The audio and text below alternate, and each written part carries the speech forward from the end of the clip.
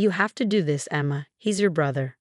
My mother's voice was cold, her eyes harder than I'd ever seen them. I sat in their pristine living room, clutching the medical consent forms they thrust into my hands moments earlier. My brother Michael's kidney failure wasn't a surprise. He'd been living recklessly for years, drinking heavily despite warnings from his doctors. I don't have to do anything, I replied, my voice steadier than I felt. Michael made his choices. Why should I risk my life for someone who's never cared about mine? My father slammed his hand on the coffee table, making me jump. Because we're family, he roared. Because after everything we've given you, you owe us this much. Everything they'd given me? I almost laughed. For 28 years, I'd watched them shower Michael with endless love, support, and money, while I worked 3 jobs to put myself through nursing school. Every achievement of mine was dismissed, every milestone overshadowed by whatever minor accomplishment Michael had managed that week. We'll cut you off completely, my mother threatened, her perfectly manicured nails drumming against her designer handbag. No inheritance, no family connection, nothing. Is that what you want? I looked around at the family photos covering the walls. In every single one, Michael stood front and center, while I was relegated to the edges, an afterthought in my own family's narrative. Even now, with his health failing due to his own poor choices, they were choosing him over my well-being.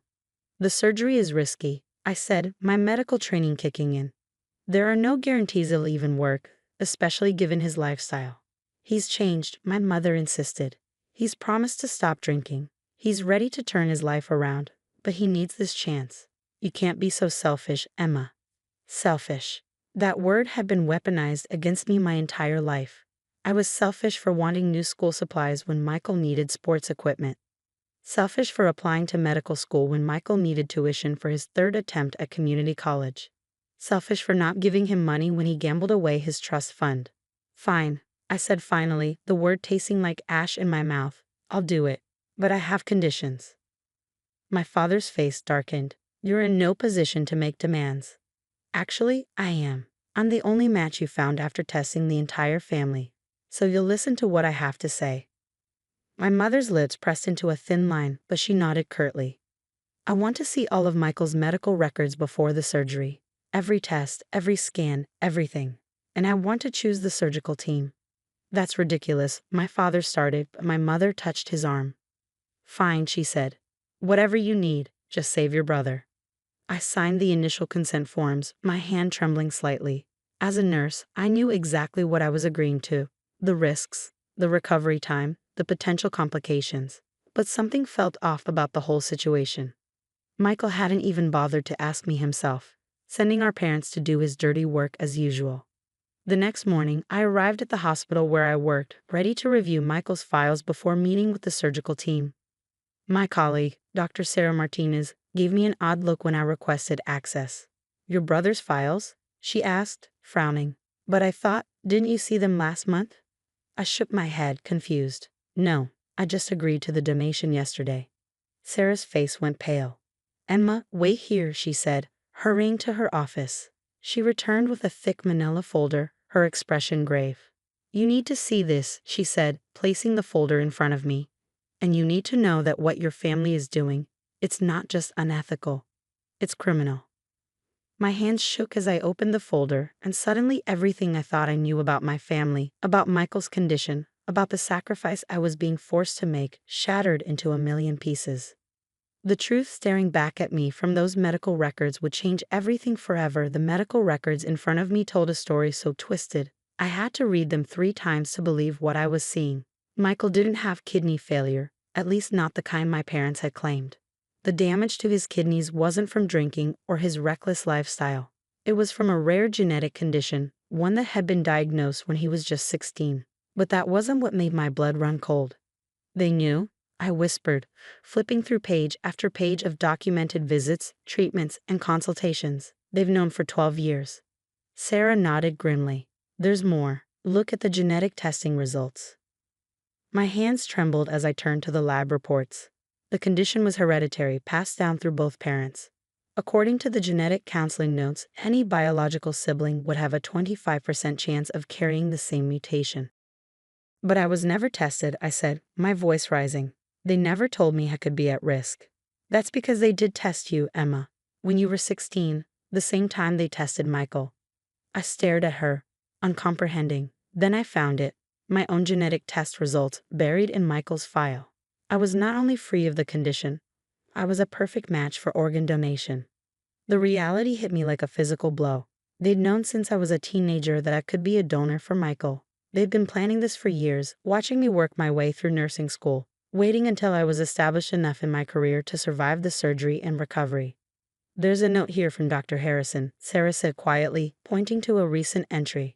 "He refused to perform the surgery when he realized you hadn't been informed of your previous testing. That's why they're pushing so hard for it now. They're running out of doctors willing to do it." I felt sick. Every sacrifice I'd made, every time they'd chosen Michael over me. It wasn't just favoritism. They'd been protecting their investment, their insurance policy for Michael's future. My phone buzzed. A text from my mother. "Did you schedule the pre-op appointment yet?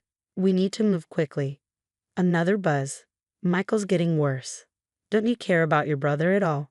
The manipulation that had worked on me for years suddenly felt transparent and cruel.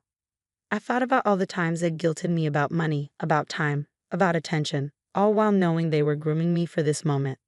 "What are you going to do?" Sarah asked, her hand on my shoulder.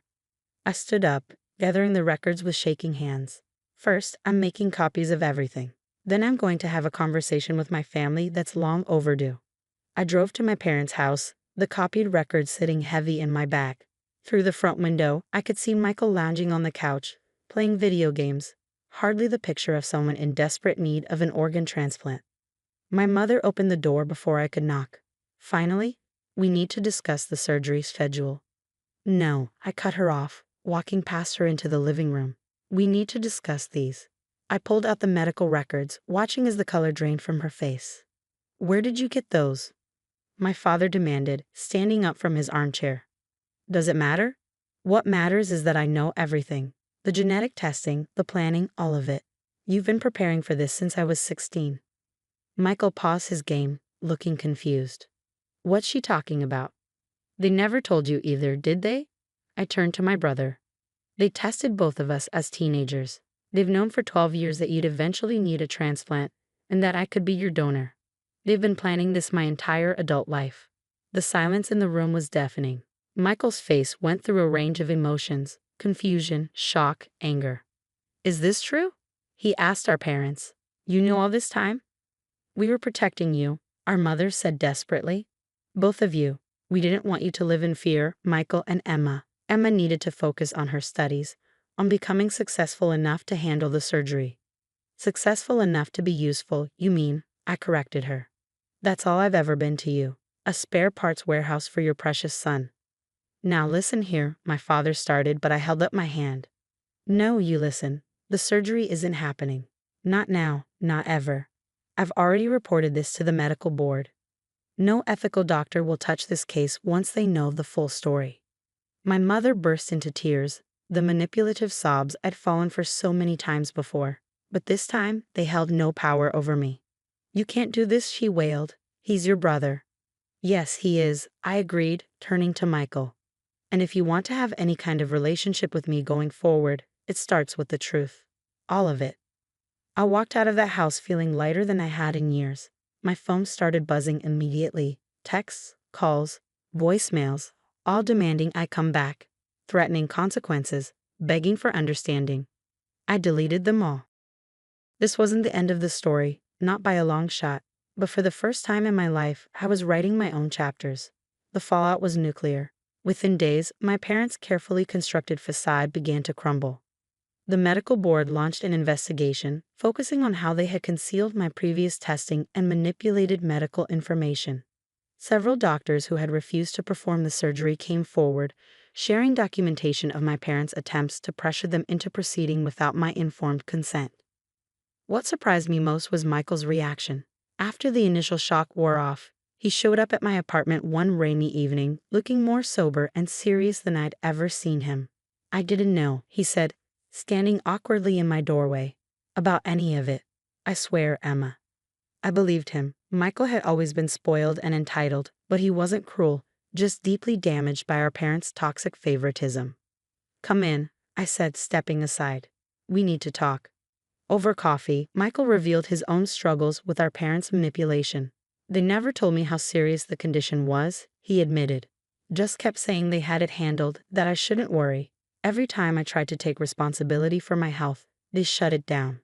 They infantilized you while parentifying me, I observed. Classic narcissistic family dynamics. The investigation uncovered more than just medical ethical violations.